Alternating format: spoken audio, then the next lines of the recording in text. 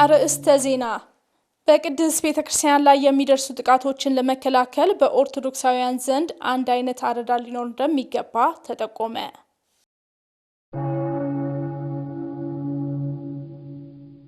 ኒውማ ኢትዮጵያ የበጎ አድራጎት ድርጅት ሳይንሳዊ ሕክምናን ከመንፈሳዊ ጋር በማቀናጀት ለወጣቶች የመንፈሳዊ ቴራፒ አገልግሎት እየሰጠ መሆኑ ተገለጸ።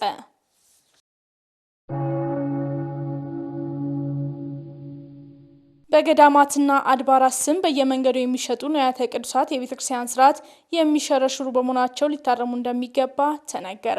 ተመልካቾቻችን እኚህና ሌሎች ተጨማሪ መረጃዎችን ወደ እናንተ በዜና ሰዓታችን ልናደርስ ከወዲሁ ተሰናድተናል። አብራችሁን ቆዩ።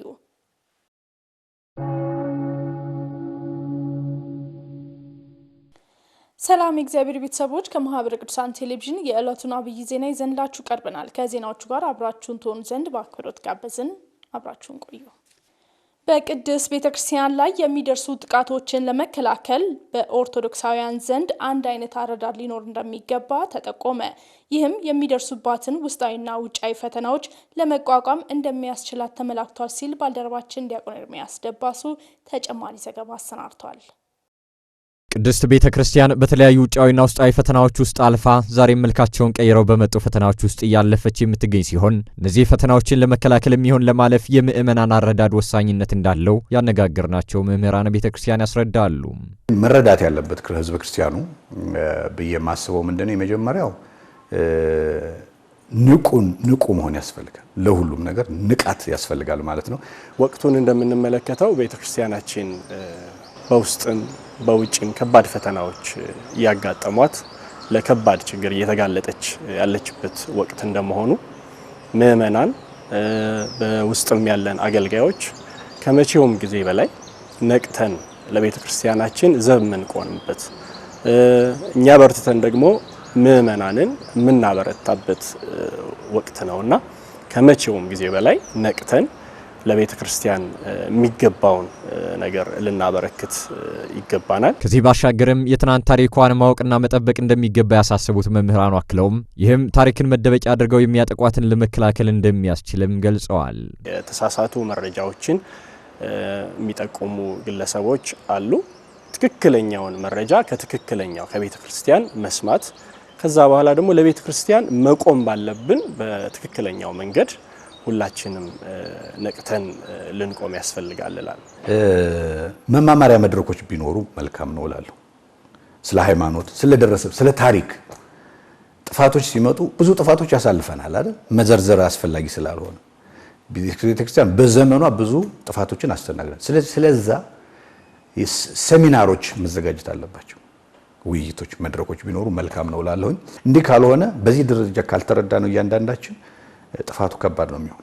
መምህራኑ አክለውም የኦርቶዶክሳውያንን ህብረት ማጠናከርና አንድ አይነት አረዳድ መፍጠር የሚደርሱባትን ውስጣዊና ውጫዊ ፈተናዎች ለመከላከል እንደሚያስችልም ገልጸዋል። የክርስቲያኖች ህብረት ለቤተክርስቲያን አንድነት በጣም ወሳኝ ነገር ነውና መከፋፈሉ፣ ልዩነቱ፣ እኔ በልጥ መባባሉ፣ በዘር በጎሳ እንደዚህ አይነት መንገድ መጠላላቱ ቀርቶ በህብረት አንዲቷን ቤተክርስቲያን አስበን በህብረት ለቤተክርስቲያን መቆም ይገባናል። ይሄንን አንድ ላይ አጣምረን ከያዝን የሚመጡትን ጥቃቶች መመከት ይቻላል። ከመመከት በፊት መከላከል ይቻላል። ቅድመ መከላከሉን ማድረግ ይቻላል። ኒውማ የኢትዮጵያ በጎ አድራጎት ድርጅት ሳይንሳዊ ሕክምናን ከመንፈሳዊ ጋር በማቀናጀት ለወጣቶች የመንፈሳዊ ቴራፒ አገልግሎት እየሰጠ መሆኑ ተገለጸ። በዚህም በሱስ በስነ ልቦናና ተያያዥ ችግሮች ውስጥ የነበሩ ወጣቶች ወደ ቀድሞ የህይወት ዘይቤያቸው እየተመለሱ ይገኛል ሲል ባልደረባችን ሀብቴ ብርሃኑ ተቋሙን ጎብኝቶ ያዘጋጀውን ዘገባ በተከታይነት ይዞልን ይቀርባል። እዚህ ቤት ከገባው በኋላ በቀን 7 የጸሎት መርሃ ግብር አለ። እሱን ሳተፋለሁ። እዚህ ኒውማ ከገባው በኋላ መንፈሳዊ ህይወቴ እጅግ በጣም ደስ የሚል ነው። ሙሉ ለሙሉ ወደ ሱስ ከገባው በኋላ ስለ ቤተክርስቲያንና ስለ እምነት ያለኝ እንትን በጣም የወረደ ነበር። አሁን ኒውማ ከገባው በኋላ ሱሴንም አስቶ እንደገና የመንፈሳዊ ህይወትን በደም ጠንከር ብዬ በቀን 7 ጊዜ እንጸልያለን። እሱን እያስተካከለን ለዚህ በቅተናል። አሁን ደግሞ ያስተባበርን ነው። ቀደም ሲል የተመለከትናቸው በአሁኑ ወቅት በኒውማ ኢትዮጵያ የበጎ አድራጎት ድርጅት በተሰጣቸው መንፈሳዊ ቴራፒ ሕክምና ካገኙት መካከል ናቸው። ድርጅቱ አገልግሎቱን ሳይንሳዊና መንፈሳዊ ሕክምናዎችን በጋራ በማስተሳሰር በካህናትና በሕክምና ባለሙያዎች በሱስና በመሰል ችግሮች ውስጥ ላሉ ወጣቶች እየሰጠ ይገኛል። ቀሲስ ዘክርስቶስ ጸጋዬ የድርጅቱ መስራችና ስራ አስኪያጅ ወጣቶች የህይወት ግባቸውን አለማወቃቸውና ሌሎችም ምክንያቶች እየታዩ ለሚገኙ ችግሮች መነሻ እንደሆኑ ተናግረዋል። ይሄ የሚኖሩበትን የህይወትን ዓላማ ያለማወቅ ችግር በዚህ ዘመን እያየን ነው። ወጣቶች ትዳርን ሲያስቡ ትዳር ምንድነው? መንፈሳዊ ትዳር ምንድነው? ትርጉሙ ሐሳቡ ይሄን ያለማወቅ በጣም ችግር እየታየ ፍቺዎች በጣም እየተበራከቱ እናያለን።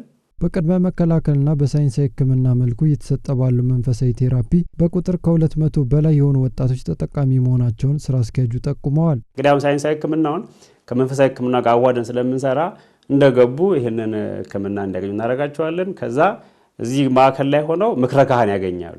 ገዳማት እንዲጎበኙ እናደርጋቸዋለን። እንዲህ በማድረግ ውስጥ እስካሁን በእኛ ማዕከል ላይ ከ200 በላይ ሰዎች ገብተው ወጥተዋል። ይሄን ሕክምና አግኝተው ማለት ነው። የሰው ልጅ በትክክልም ፈውስ እንዲያገኝ ከነፍሱ ከእግዚአብሔር ጋር መታረቅ ስላለበት ያን የመታረቅ ነገር በንስሐ ነው የሚያገኙት። ንስሐ እንዲገቡ እናደርጋቸው፣ ንስሐ ይገባሉ። ከዛም አልፎ ደግሞ የበርቱት ደግሞ ወደ ስጋው ደግሞ እንዲቀርቡ እናደርጋቸዋለን።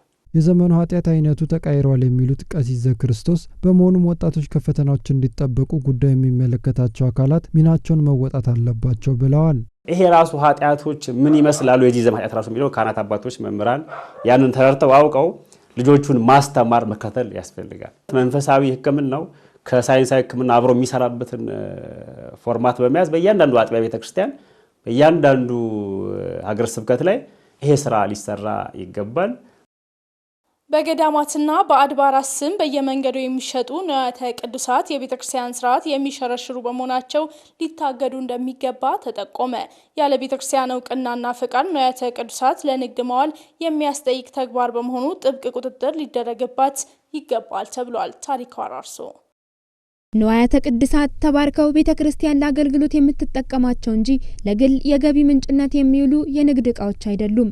በመሆኑም በገዳማትና አድባራት ስም በየመንገዱ የሚሸጡ ንዋያተ ቅዱሳት የቤተ ክርስቲያንን ስርዓት የሚሸረሽሩ በመሆናቸው የሚሸጡት አካላት ከዚህ ድርጊታቸው ሊታረሙ እንደሚገባ መጋቤ ሐዲስ ብሩክ ተናገሩ። አንደኛ ውሸት ናቸው። እነዛ ንዋያተ ቅዱሳት በራሳቸው በሌሎች ሰዎች ሊዘጋጁ ይችላሉ፣ ወይም ደግሞ ቢዝነስ አስፔክት ብቻ ይኖራቸዋል። ያንን ብቻ ሰርቶ ለመሸጥ ነው እንጂ ያንን በመሸጥ የሚገኝ በረከት እንዳለ አለማወቅም ጭምር ነው ይሄንን የሚያደርገው። በእኛ ቤተክርስቲያን ንዋያተ ቅዱሳት ከዝግጅታቸው ጀምሮ እስኪሸጡ ድረስና ለአገልግሎት እስኪበቁ ድረስ እግዚአብሔር በሁሉም መስመር ላይ በረከት ይሰጣል ለነዛ ሰዎች። ካልመጣበት ቦታ ግን ከዚህ ገዳም መጣ ብሎ ማለት ስርዓተ ቤተክርስቲያን አለመሆኑ ብቻም ሳይሆን በረከት ማጣትም ጭምር ነውና ትክክል አይደለም፣ የምናወግዘው ነገር ነው። በየመንገዱ የሚሸጡት ምርቶች የገዳማቱንና የአድባራቱን ስም የሚያጠለሹ ስለሆኑ ይህን ድርጊት የቤተ ክርስቲያን መዋቅር በአስቸኳይ ሊያስቆመው ይገባልም ብለዋል። ከሌላ ቦታ መጣ ማለታቸው ብቻ አይደለም፣ የሚሸጡት ዕቃ ትክክለኛ ነው ወይ? ጥራቱን የጠበቀ ነው ወይ? መጠኑን የጠበቀ ነው ወይ? ስርዓተ ቤተክርስቲያንን የጠበቀ ነው ወይ? ስለዚህ ራሳቸው ከዚህ ገዳም መጣ ብለው ተናግረው ኋላ ደግሞ ከዚህ ገዳም የተገዛው ላይ እንዲህ ተገኘበት ብሎ ይሄ ሳያውቁ የሚያደርጉትም ብቻም ሳይሆን ሆን ብለው በስትራቴጂ የቤተክርስቲያኒቷን ጉዳይ ለመጉዳት የሚያደርጉ ሰዎችን በር የሚከፍት ስለሆነ በፍጹም የምንቀበለው ጉዳይ አይደለም ይሄ ጉዳይ። ምእመናንም ለንዋያተ ቅዱሳት ክብር በመስጠት በየመንገዱ ከሚሸጡ ነጋዴዎች ባለመግዛት ክርስቲያናዊ ኃላፊነታቸውን ሊወጡ ይገባልም ሲሉ አሳስበዋል። ለምሳሌ ከሐይቅ ኢየሱስ ሞዓ የመጣ አንድ ንዋየ ቅዱሳት ከመጣ ያ ነገር ብራንድ ሌቭል ይደረግበታል።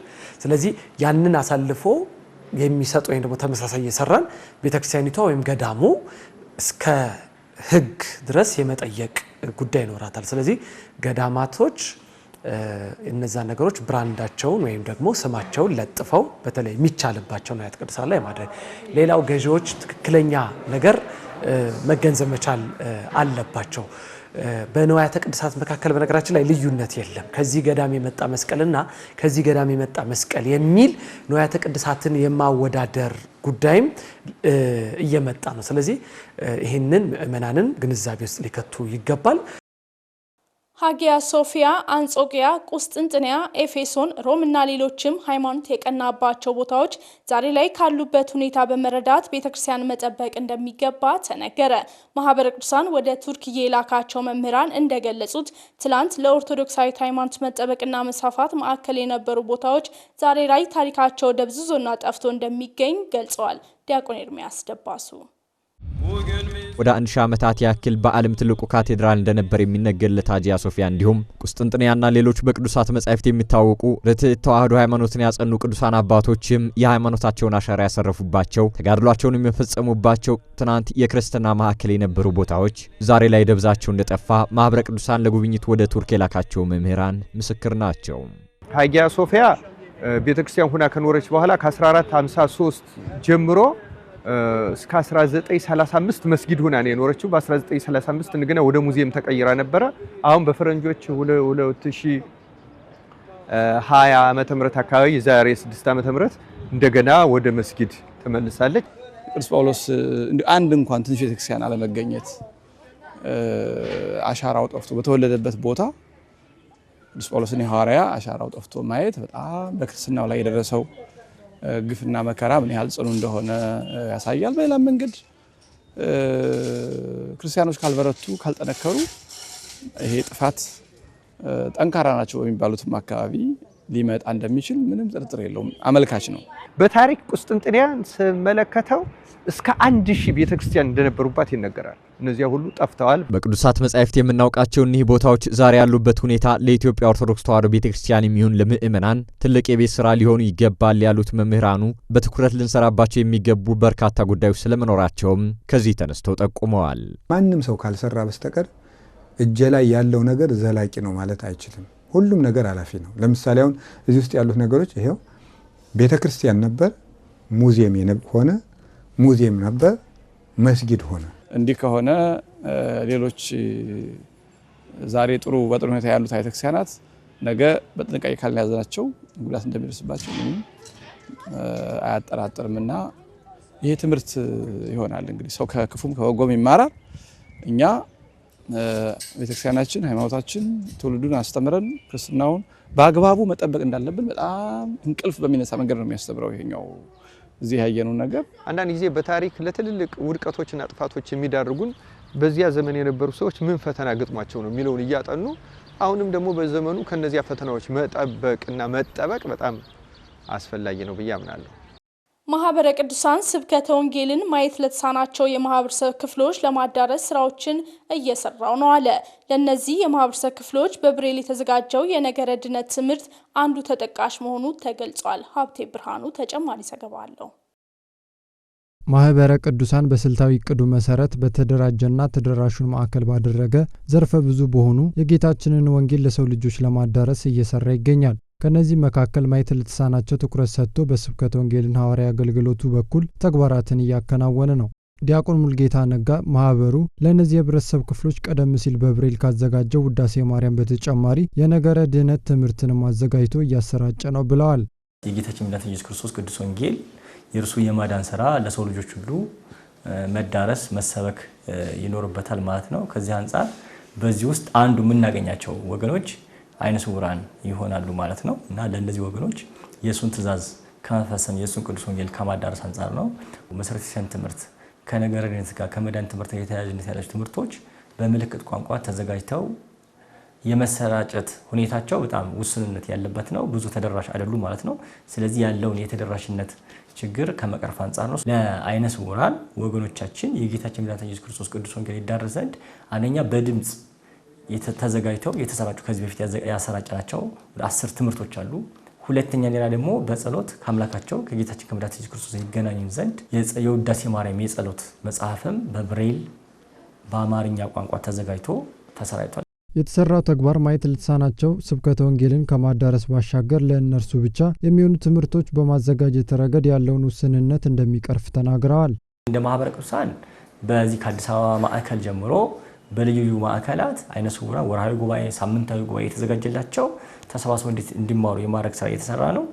እንደና ደግሞ በብሬል ደግሞ በምልክት ቋንቋ ተዘጋጅተው ደግሞ እየተሰራጩ ያሉ ትምህርቶች አሉ ማለት ነውና እነዚህ ወገኖችን በስብከተ ወንጌል አገሩ ለመድረስ ሃይማኖታቸውን እንዲጠብቁ በምግባረ ክርስትና እንዲኖሩ ለማስቻል ነው። በቀጣይም እነርሱን ማዕከል ባደረገ መልኩ ሌሎች መሰረታዊ ቤተክርስቲያን ትምህርቶች በብሬል እንደሚታተሙ ጠቁመዋል። አምስቱ አዕማደ ምስጢራት፣ ነገረ ቅዱሳን፣ ነገረ ማርያም፣ እንደገና ደግሞ የቤተክርስቲያን ምስጢራት፣ ስርዓተ ቤተክርስቲያን፣ የክርስቲያናዊ ሕይወትና ስነ ምግባር እያል ኢቭን የመጽሐፍ ቅዱስ ጥናትንም ጭምር አነስ ባለመልኩ በአማርኛ እያዘጋጀን እነዛ በብሬል እንዲታተሙ የማድረጉን ስራ በዚህ አጠናክረን ነው የምንቀጥለው ማለት ነው። ተመልካቾቻችን ዜናዎቻችን በመቀጠል ላይ ይገኛሉ። የቤተ ክርስቲያን ኪነ ህንጻ አሰራር ትውፊቱን የጠበቀ እንዲሆን በትኩረት እንሰራለን ሲሉ በጎንደር ዩኒቨርሲቲ የ5ኛ ዓመት የአርኪቴክቸር ተማሪዎች ገለጹ። ተማሪዎቹ የኪነ ህንጻ ውድድር ያካሄዱ ሲሆን በውድድሩም በርካታ እውቀቶችን ያገኙበትና በቀጣይ በሙያቸው ቤተክርስቲያናቸውን ለማገልገል ቁርጠኛ መሆናቸውን ተናግረዋል ሲል የጎንደር ማዕከል የላከልን መረጃ ባልደረባችን ተመስገን ፈቃዱ በተከታይነት ይዞልን ይቀርባል።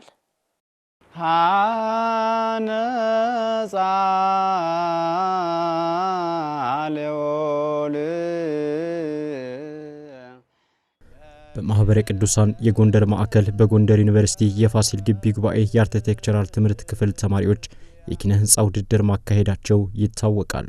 ይህ የኪነ ህንጻ ንድፍ ውድድር የቅድስት ቤተ ክርስቲያንን ትውፊትና አሰራርን የተከተለ በመሆኑ ተማሪዎቹ በርካታ እውቀቶችን አግኝተንበታል ብለዋል። ከአገልግሎት ምቹነት በተጨማሪ ቤተክርስቲያኒቷ ምንድነው ማሟላት ያለባት፣ ምንስ ነው ስርዓቷን፣ እነዛን ነገሮቿን ዶግማዋን፣ ቀኖኗን የማይነኩትን እነዛን በመጠበቅና ቤተክርስቲያኒቷ ራሱን ክርስቶስን ስለምትናገር ያንን ነገር ወደ ቤተክርስቲያኒቷ ለማሳረፍ ነው። በዚህ ውድድር ላይ ትልቅ ትምህርት ነው ያገኘ ነው።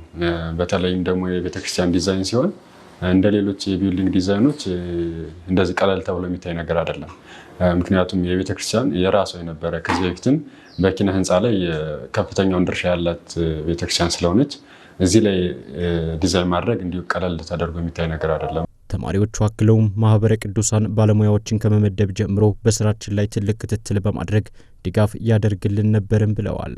ማህበረ ቅዱሳን እንደዚህ ይህን በምንሰራበት ሰዓት ከፍተኛ ሙያ ያላቸውን ሰዎች በመመደብ እነዛን ሰዎች በስነ ስርዓት አድቫይዝ እና ኮንሰልት እያደረጉን መስተካከል ያለበትና መስተካከል የሌለበትን እያሳዩን እየደገፉን እዚህ ጋር ደርሰውናል። በጣም ብዙ ትምህርቶችን አግኝተንበታል። ከጓደኞቻችን ጋር በመተባበር ነበር የሰራ ነው። አንዳችን ለአንዳችን እየተጋገዝን ነበር ውድድሩ ላይ ተሳትፈን አሪፍ ውጤት ያስመዘገብ ነው ማለት ነው። ተማሪዎቹ በቀጣይ ያገኘነውን እውቀት በማጎልበት ከዚህ ይበልጥ እንሰራለን ሲሉም ተደምጠዋል። ይሄ ውድድር ለእኔ ኮርስ ነው፣ ከኮርስም በላይ ነው እና ስለ ቤተክርስቲያኔ በደንብ አውቄያለሁ። በሙያዬ በኩል በደንብ እንዳውቅ የተፈለገውን ነገር አውቄያለሁ ብዬ አስባለሁ። ለወደፊቱም ማቃቸውና ማገናዝባቸው ነገሮች ይኖራሉ። እነሱ ነገር ፎከስ አድርጌ እሰራለሁ። በዚህ ውድድር አንድ የተረዳሁት ነገር ምንድነው ከእንደ ሌሎቹ የኪነ ህንጻ ጥበብ የቤተክርስቲያን የኪነ ህንጻ ጥበብ የተለየ ምልከታ እንዳለው ነው። እኔ ደግሞ በዚሁ ሙያ ውስጥ ያለው ስለሆነ የቤተክርስቲያን የኪነ ህንጻን ለማሳደግ የተለያዩ አይነት ትምህርቶችን በመውሰድ ገና በቤተክርስቲያን የኪነ ህንጻ እውቀት ላይ ገና ስለሆንን ከዚህ የበለጠ ለመስራት እሞክራለሁ ማለት ነው። ሰባኪያነ ወንጌል የስርዓት ክፍተቶችን በማረም በህይወት አርአያ ሊሆኑ እንደሚገባ ተገለጸ። መምህራን አገልግሎት እንደ ስራ ከመቁጠር ወጥተው በቅዳሴና በሁሉም ሁለንተናዊ መርሃ ግብሮች መሳተፍ እንደሚገባቸው ተመላክቷል ስትል ታሪኳ አራርሶ ተከታዩን ዘገባ አሰናድታለች። ስብከተ ወንጌል ለቤተ ክርስቲያናችን አንዱና ዋነኛው ተልእኮ ነው። በመሆኑም መምህራነ ቤተ ክርስቲያን ስብከተ ወንጌልን ለመስበክ በሚመጡበት ጊዜ ከምእመናን ቀድመው በመገኘት በቅዳሴው ተሳትፈውና ስርዓቱን አክብረው ማስተማር ይገባቸዋል ሲሉ መምህር ናሁሰናይ አዲስ ተናገሩ። ምእመናን ከሚማሩበት ነገር ሁለት ነገር ነው። አንደኛው ከህይወታችን ይማራሉ፣ ሁለተኛው እንደገና ደግሞ ከቃል ትምህርታችን ይማራሉ። የህይወት ትምህርት የሚባሉ ደግሞ በቤተ ክርስቲያን ተገኝተው አገልግሎቱ በመሳተፍ ቅዳሴን በማስቀደስ የሚችሉ በመቀደስ የማይችሉ ደግሞ ቆመው እንደምእመናን ተሰጥኦን ተቀብለው አስቀድሰው ስጋው ደሙን ተቀብለው መሄድ። ይሄ የመጀመሪያ የህይወት ትምህርት ነው። ሁለተኛው በቃል ትምህርት ይማራል። ከዚያም በኋላ የሚተገበር ትምህርት ነው። ስለዚህ ማንኛውም ሰባኪ በቻለው ከቤተ ክርስቲያን ተገኝቶ አስቀድሶ ስጋው ደሙን ተቀብሎ ከዚያም በኋላ ደግሞ ለምእመናን የቅዳሴን ጥቅም፣ ቅዳሴው ምን አይነት ጥቅም እንዳለው፣ በቅዳሴው ምን አይነት መባረክ እንዳለ፣ ቅዳሴው ምን አይነት ጸሎት እንደሆነ ለምእመናን ያስተምራል። ሰባኪያኑ ስብከተ ወንጌልን ከሌሎች አገልግሎቶች ለይቶ ከማየት ወጥተው በቅዳሴና በሁሉም የቤተ ክርስቲያን ሁለንተናዊ መርሃ ግብሮች ላይ በንቃት መሳተፍ እንደሚገባቸውም ተናግረዋል። እንደ ቤተ ስርዓተ ቤተ ክርስቲያን ይሄ ገሌ ነው ተብሎ የሚሰጥ የሥራ ድርሻ የለውም። በማይሌቱም ማይሌት በቅዳሴም አንድ ሰባኪ ቀድሶ ካላቆረበ፣ አንድ ሰባኪ በማይሌት ላይ ቆሞ ምእመናን ካላዩት፣ አንድ ሰባኪ አስቀድሶ ስጋው ደሙን ተቀበሉ ካላለ የሰባኪው ህይወቱ ወንጌሉ ምን ይሆናል? ስለዚህ መሆን ያለበትም በማይሌቱም ልክ እንደ ማይሌታውያን ተገይቶ በቅዳሴውም እንደ ቀዳሳያን ቀድሶ ከዚያም በኋላ ወንጌል ቢያስተምር እንኳን ምእመናን ትልቅ ክብር የሚሰጡታል፣ ለወንጌሉም ትልቅ አገልግሎት ይሆናልና እንደዚያ ቢሆን የተሻለ ነው። ተመልካቾቻችን በዛሬው የቅዱሳን ታሪክ የመጀመሪያውን ቤተክርስቲያን ቅዳሴ ቤት የተመለከተ አጭር ታሪክ ወደ እናንተ ይቀርባል። እሱን ተከታትለን ተመልሰን እንገናኛለን። ለስም አጠራሩ ክብር ምስጋና ይሁንና ጌታችን መድኃኒታችን ኢየሱስ ክርስቶስ ሰኔ 20 ቀን በ52 ዓመተ ምህረት ወደ ሐዋርያት ወርዶ ፊልጵስዩስ በምትባል ሀገር በጴጥሮስ እጅ የመጀመሪያዋን ቤተክርስቲያን አነጸ። በዛሬው ዕለት ደግሞ ሰኔ 21 ቀን ከእናቱ ከቅድስት ድንግል ማርያም ጋር አእላፍ መላእክትን ሰማዕታትን ቅዱሳንን ይዞ ወረደ። ሐዋርያቱም ከዚያው ሲጸልዩ አድረው ነበርና ጌታችን ከቅዳሴው በፊት አስቀድሞ ቤተ ክርስቲያኗን በድንግል እናቱ ስም አክብሮ ሥርዓተ ቤተ ክርስቲያንን አሳየ። ቀጥሎም ሊቀ ሐዋርያት ቅዱስ ጴጥሮስን ከመካከላቸው አቁሞ አርሳይሮስ ሲል ሾመው። ይህም የዓለም ሁሉ ሊቀ ጳጳስ ወይንም ፓትርያርክ ማለት ነው። በዚህም ጊዜ ቅዱሳን መላእክት ይገባል ይስምርለት ሲሉ አክሲዮስ እያሉ 3 ጊዜ አሰምተው ጮሁ። ከዚህ በኋላም ቦት እናቱ ቅድስት ድንግል ማርያምን መንበር ቅዱስ ጴጥሮስን ተራዳኢ ካህን፣ ቅዱስ እስጢፋኖስን ተራዳኢ ካህን አድርጎ በመቀደስ ክቡር ደሙን ቅዱስ ስጋውን አቀብሏቸዋል። በዚህች ቀን በፍጡር አንደበት ተከናውኖ ሊኖር የማይችል ደስታ ተደረገ።